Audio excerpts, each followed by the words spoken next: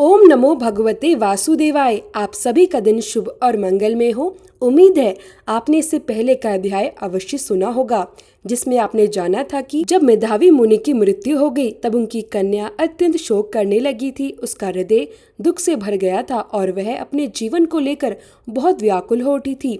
ऐसे ही कुछ समय बीतने के बाद एक दिन उनके आश्रम में महान तपस्वी दुर्वासा ऋषि पधारे। उन्हें देखते ही मेधावी मुनि की कन्या उनके चरणों में जाकर विनती करने लगी। वह बोली, हे तपोनिधि, कृपया करके मेरे दुख को शीघ्र दूर कीजिए। मेरे साथ विवाह करने के लिए कोई भी तैयार नहीं होता और यदि इस समय मेरा विवाह नहीं हुआ तो मैं वृषली शूद्रा हो जाऊंगी। इस प्रकार उस कन्या ने अपनी सारी व्यथा दुर्वासा ऋषि के सामने व्यक्त की और फिर दुर्वासा ऋषि ने उस कन्या की बात सुनकर जो कुछ भी कहा उसका वृत्तांत आज आप सभी सुनिए। इतना वृत्तांत सुनकर देव ऋषि नारद ने श्री नारायण से पूछा, हे प्रभु, परम क्रोधी दुर्वासा मुनि ने विचार करके उस कन्या को क्या उपदेश दिया? कृपया करके वह पवित्र वृत्तांत मुझे सुनाइए। श्री सूत जी बोले, हे द्विजो, नारद जी के वचन सुनकर समस्त प्राणियों का हित कर दुर्वासा का गुह्य वचन श्री बद्री नारायण बोले। श्री नारायण बोले, हे नारद, मेधावी ऋषि की कन्या के दुख को दूर करने के लिए दुर्वासा ऋषि ने जो कुछ कहा वह अब ध्यान पूर्वक सुनो। दुर्वासा ऋषि बोले, हे सुंदरी, मैं तुझे एक ऐसा उपाय बताता हूँ जो अत्यंत गुप्त से भी गुप्त है। यह विषय किसी से भी कहने योग्य नहीं है, फिर भी तेरे दुख को देखकर मैंने तुझ पर कृपा करने का विचार किया है। अब मैं विस्तार पूर्वक न कहकर संक्षेप में तुझे बताता हूँ। हे सुभगे, इस मास से तीसरा मास जो आएगा वही पुरुषोत्तम मास कहलाता है। इस पवित्र मास में तीर्थ में स्नान करने से मनुष्य भ्रूण हत्या जैसे महापाप से भी मुक्त हो जाता है। हे सुंदरी, कार्तिक आदि 12 मासों में इस पुरुषोत्तम मास के बराबर कोई मास नहीं है। जितने मास, पक्ष और पर्व हैं वे सभी इस पुरुषोत्तम मास की 16वां कला के बराबर भी नहीं है। वेदोक्त साधन और जो परम पद प्राप्ति के साधन है वे भी इस मास की 16वीं कला के बराबर नहीं है।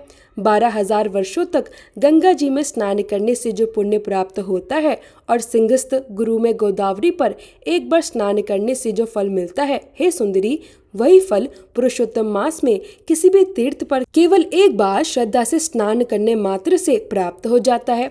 हे बाल्ये, यह मास श्री कृष्ण का अत्यंत प्यारा है और इस मास का नाम ही भगवान का स्मरण कराने वाला है। जो मनुष्य इस मास में पुरुषोत्तम भगवान की सेवा और पूजा करता है उसकी सभी कामनाएं पूर्ण हो जाती हैं। इसलिए तू शीघ्र ही इस पुरुषोत्तम मास का व्रत कर और पुरुषोत्तम भगवान की प्रसन्नता पूर्वक सेवा कर। पुरुषोत्तम भगवान की तरह प्रसन्नता पूर्वक मैंने भी इस मास की सेवा की है।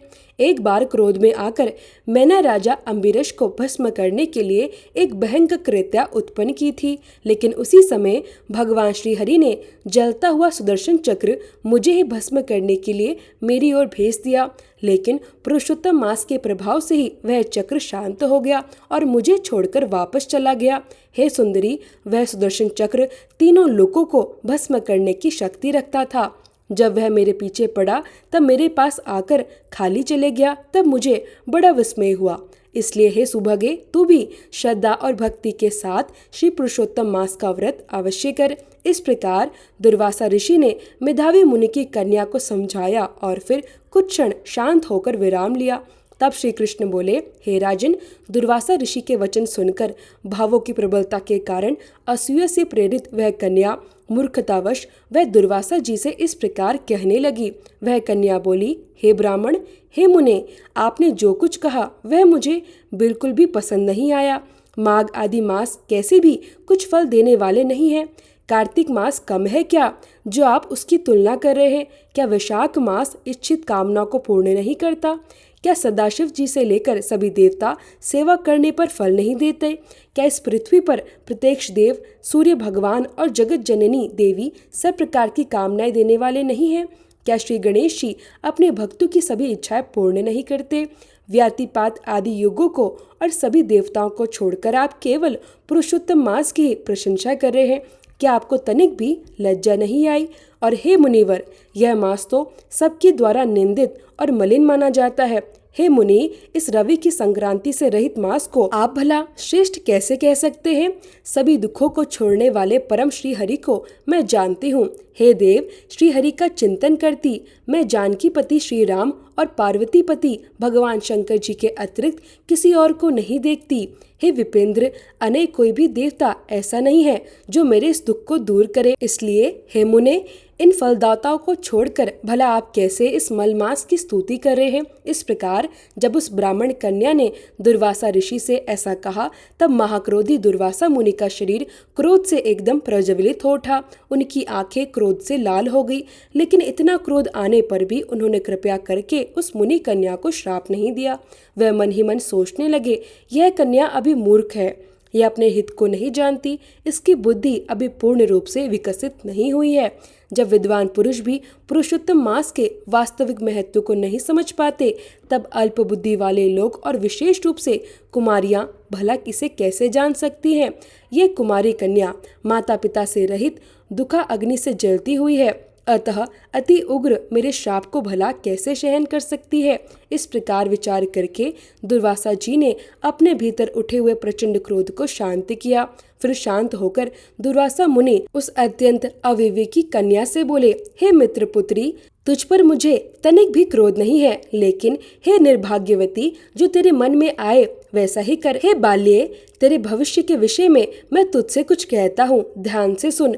तूने पुरुषोत्तम मास का जो अपमान और अनादर किया है, उसका फल तुझे अवश्य मिलेगा, चाहे इस जन्म में मिले या अगले जन्म में, लेकिन इसका परिणाम तुझे भोगना ही पड़ेगा। अब मैं तो श्री नर नारायण के आश्रम को जा रहा हूँ। तेरा पिता मेरा प्रिय मित्र था, इसी कारण मैंने तुझे श्राप नहीं दिया। तू बल भाव के कारण अपने शुभ अशुभ और हित अहित को नहीं जानती है। शुभ अशुभ भविष्य को कोई टाल नहीं सकता है। अच्छा, हमारा बहुत सारा समय बीत गया, अब हम जाते हैं। पुत्री, तेरा कल्याण हो। भगवान श्री कृष्ण बोले। ऐसा कहकर महाक्रोधी दुर्वासा मुनि वहां से शीघ्र ही चले गए। दुर्वासा ऋषि के चले जाने के बाद पुरुषोत्तम मास की निंदा करने के कारण वह कन्या निष्प्रभ और चिंतित हो गई। इसके बाद बहुत देर तक उसने गहराई से सोच विचार किया और अंत में यह निश्चय किया, देवताओं के भी देवता, तुरंत फल देने वाले पार्वती पति भगवान शिव की मैं कठोर तपस्या करूंगी। हे राजन, इस प्रकार निश्चय करके मेधावी ऋषि की कन्या अपने आश्रम में रहकर भगवान शंकर की कठिन तपस्या करने में लीन हो गई। श्री सूत जी बोले, बहुत फलों के दाता लक्ष्मीपति भगवान विष्णु को और उसी प्रकार सावित्रीपति ब्रह्मा जी को छोड़कर तथा दुर्वासा जी के प्रबल वचनों की निंदा करके वह ऋषि कन्या अपने आश्रम में अंधक का संहार करने वाले भगवान शंकर की सेवा और आराधना में तत्पर हो गई। इसके बाद भगवान शंकर की कठोर तपस्या करने के पश्चात उसके साथ जो कुछ भी हुआ, आगे उसके जीवन में कौन कौन सी घटनाएं घटी और उसे अपने कर्मों का क्या फल मिला, उसका अद्भुत और रहस्यमय वृत्तांत आप सभी अगले अध्याय में सुनिएगा। यदि आपको यह कथा अच्छी लगी हो तो वीडियो को प्लीज लाइक करें।